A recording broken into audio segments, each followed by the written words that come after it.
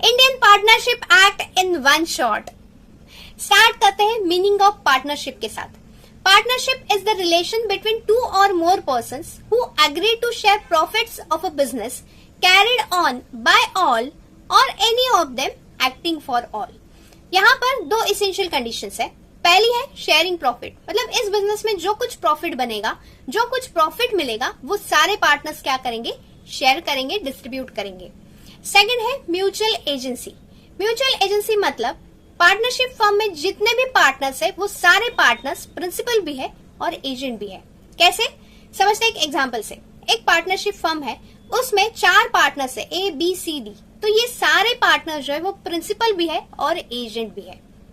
उसके बाद टॉपिक है types of partners, which is very important but थोड़ा सा डिफिकल्ट जाता है, इसलिए हम लोग इसे एक सेंटेंस में समझेंगे, बस उसे याद कर लीजिए। पहला है active partner. Active partner takes part in day to day business. Second है डॉर्मेंट और स्लीपिंग पार्टनर, नाम से ही पता चल गया। This partner invest but doesn't participate in business. Third है nominal partner, only lends his name, no real investment. Then उसके बाद है पार्टनर इन प्रॉफिट्स। ये जो पार्टनर्स है वो सिर्फ प्रॉफिट शेयर करते हैं, ना कि लॉसेस। उसके बाद है minor partner. Minor partner can be admitted to profits but not liable for losses. Last है पार्टनर बाय होल्डिंग आउट, जिसे बोला जाता है पार्टनर बाय एस्टॉपल। इसकी जो लाइन है वो हमेशा याद रखिए, उससे आपको वो जल्दी समझ में आ जाएगा। Not a real partner but if you act like a partner you are liable like a partner. उसके बाद है dissolution of partnership firm. Partnership firm कैसे डिसॉल्व होती है देखते हैं। पहला है बाय एग्रीमेंट।